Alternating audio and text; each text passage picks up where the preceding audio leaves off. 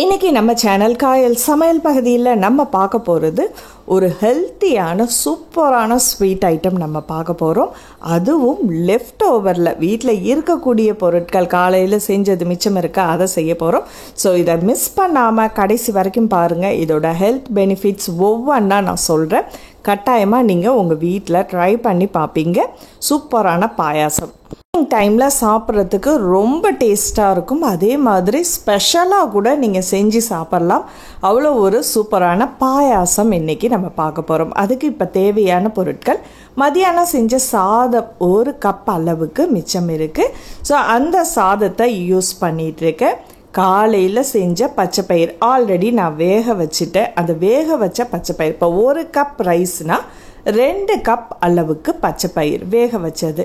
இப்போ நான் சாதத்துலேயும் உப்பு போட்டிருக்கேன், இதுலேயும் உப்பு போட்டிருக்கேன். அதனால் பிஞ்சு உப்பு தேவையில்லை. சுக்குத்தூள் 1 டீஸ்பூன், 1 டீஸ்பூன் சீரகம், இது எல்லாத்தையுமே சேர்த்து நம்ம இதை ஆல்ரெடி எல்லாமே வெந்துருச்சு. அதனால நம்ம இப்போ 3 கப் அளவுக்கு பயிரும் ரைஸும் சேர்த்துருக்கோம். அதனால் 3 கப் அளவுக்கு தண்ணி இதில் சேர்த்துக்கிட்டால் போதும்.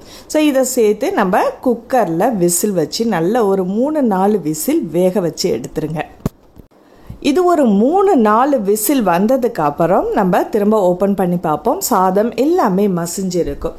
இந்த பச்சை பயிரில் நம்ம அதிகமாக சாப்பிடும்போது இரத்த சோகை இருக்காது. பெண்களுக்கு அதிகமாக ஏற்படக்கூடிய மோசமான ஒரு வியாதி அப்படின்னா இரத்த சோகை தான். சோகை அதிகமாகிடுச்சுன்னா உடல் அப்படியே நல்ல தளர்ச்சி அடைஞ்சிடும், அசதி ஆகிடுவோம். அப்புறம் பல பிரச்சனைகள் வர்றதுக்கு மெயின் காரணமே நமக்கு அந்த இரத்த சோகையினால தான். இப்போ பச்சை பயிரெலாம் டெய்லி நம்ம சாப்பிட்டுக்கிட்டே இருந்தோம்னா உடம்புக்கு ரொம்ப ஆற்றல் தரும். இப்போ நல்ல லைட் சூடோடு இருக்கும்போதே நல்லா மேஷ் பண்ணிவிடுங்க. இந்த பச்சை பயிரை நம்ம தொடர்ந்து எடுக்கும்போது ரத்தத்தில் உள்ள கொலஸ்ட்ராலோட அளவை கம்மி பண்ணும் பச்சை பயிரை நம்ம சாப்பிடும்போது. அதே மாதிரி வளரக்கூடிய குழந்தைங்களுக்கு, சிறுவரோ சிறுமியரோ வைக்கக்கூடிய செயற்கையான ஊட்டச்சத்துக்கள் நிறைந்த பானங்கள் கொடுக்கறத விட நம்ம பிள்ளைங்களுக்கு இந்த மாதிரியான பச்சை பயிரில் கஞ்சி சேர்த்து கொடுத்தோம்னா ரொம்ப நல்லாயிருக்கும். இந்த மாதிரி பாயாசம் செஞ்சு கொடுங்க, ரொம்ப ஹெல்த்தி. ஸோ இப்போ நல்லா மேஷ் பண்ணி வச்சுட்டோம். இப்போ இன்னொரு பவுலில் உங்கள் தேவையான அளவுக்கு சர்க்கரை இதில் சேர்க்குறேன். சர்க்கரை அல்லது நாட்டு சர்க்கரை எது வேணாலும் சேர்த்துக்கலாம். சீனியை அவாய்ட் பண்ணிவிடுங்க. ஸோ 1.5 கப் 2 கப் அளவுக்கு தாராளமாக நீங்கள் சேர்க்கலாம். அதில் ஒரு 1/2 கப் அளவுக்கு தண்ணி சேர்த்து கொஞ்சம் நல்லா கரையை விட்டுடுங்க. இது கூட நான் ஏலக்காய் பொடி இடித்து வச்சுருந்தேன். ஸோ அதில் உள்ள மேலே உள்ள தோலை இதில் போட்டிருக்கேன். ஸோ நல்ல வாசனையாக இருக்கும் அப்படின்ட்டு. பயிறு கஞ்சியை நம்ம ரெகுலராக சாப்பிட்டு வந்தாலே உடலுக்கு நிறைய வலிமை தரும். அதாவது ஹெல்த்தி ஃபுட் லிஸ்ட்டில் பச்சை பயிர் இருக்குது. எலும்போட வளர்ச்சிக்கு, ரத்த ஓட்டத்துக்கு, மெயினாக குழந்தைங்களுக்கு இது ரொம்ப நல்லது. பயிரை திரும்பவும் அடுப்பில் வச்சுட்டு ஒரு 2 கப் அளவுக்கு பசும்பால் அல்லது தேங்காய் பால் இதில் நம்ம சேர்த்து நல்லா மிக்ஸ் பண்ணலாம். நல்ல ருசி கொடுக்கும் பாயாசத்துக்கு. பால் அல்லது தேங்காய் பால் ரொம்ப ருசியாக இருக்கும். இப்போ இந்த பச்சை பயிரில் உள்ள நன்மைகள் அப்படின்னு நம்ம பார்த்துக்கிட்டு இருக்கோம். இதை முளைகட்டியும் சாப்பிட்லாம், இல்லது வேக வச்சு சாப்பிட்லாம். அதிகமான புரதச்சத்து இருக்கிறதுனால நம்ம ரெகுலராகவே இதை சாப்பிட்லாம். ஒரு நாள் விட்டோ அல்லது எல்லாருமே சாப்பிட்லாம். எல்லாருக்குமே ரொம்ப நல்லது. வாயு தொல்லை பிரச்சனை உள்ளவங்களும் இதை சாப்பிட்லாம். நம்ம குழந்தைங்களுக்கு கொடுக்கும்போது பிள்ளைங்களுக்குள்ள உடல் சோர்வு எல்லாமே போயிடும். அதே மாதிரி ரொம்ப மெலிஞ்சிருக்கிற குழந்தைங்களுக்கு இதை நீங்கள் அதிகமாக டெய்லியுமே ரெகுலராக சாப்பிட கொடுக்கலாம். நல்ல உடம்புக்கு சத்து. ஸோ இப்போ இந்த ஸ்டேஜில் நம்ம என்ன பண்ணியிருக்கோம் அப்படின்னு பார்த்தீங்கன்னா, நல்லா காய்ச்சின அந்த பாயாசத்தில் நம்ம சர்க்கரை தேவையான அளவுக்கு அதை வடிகட்டி இதில் ஊற்றி நல்லா மிக்ஸ் பண்ணிவிடுங்க. சுகர் உங்களுக்கு எக்ஸ்ட்ரா தேவை அப்படின்னா நீங்கள் இன்னும் கொஞ்சம் சீனி சேர்த்துக்கலாம். இதில் ஏலக்காய் தூள், சுக்கு பவுடர் இதெல்லாம் சேர்த்துருக்கும் போது ரொம்ப ஒரு எனர்ஜியாகவும் இருக்கும். ஸோ இப்போ நமக்கு இது ரெடி ஆகிடுச்சு. அடுத்தாப்பில் நம்ம தாளிப்பு போட போகிறோம். இந்த தாளிப்பில் நெய் ஒரு 2 டேபிள் ஸ்பூன் அளவுக்கு சேர்த்துங்க. அதோட வேர்க்கடலையும் முந்திரி பருப்பும் போட்டு தாளிச்சிடுங்க. வறுவலாக ஆகும்போது 1 டேபிள் ஸ்பூன் துருவின தேங்காய் இல்லைன்னா கீத்து போட்ட தேங்காய் அதை நீங்கள் சேர்த்து கொஞ்சம் நல்லா வதக்கிடுங்க. நெய்யில் வதக்கும் போது நல்ல ஒரு வாசனையாக இருக்கும்.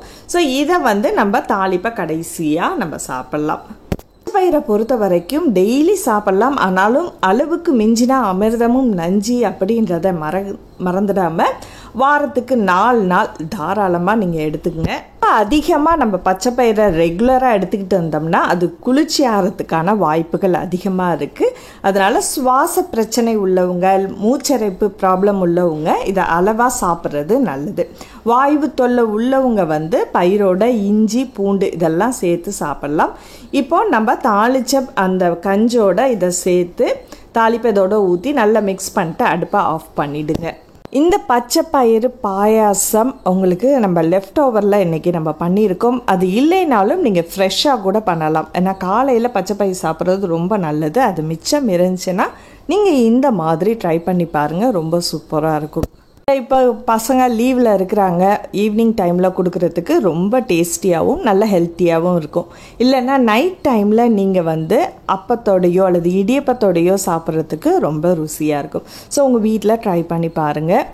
ஸோ ஃப்ரெஷ்ஷாக பண்ணணும் அப்படின்னா பச்சை பயிரை நாளே ஊற வச்சுட்டு மறுநாள் கொஞ்சம் வறுத்துட்டு குக்கரில் 2-3 விசில் வேக வச்சுருங்க.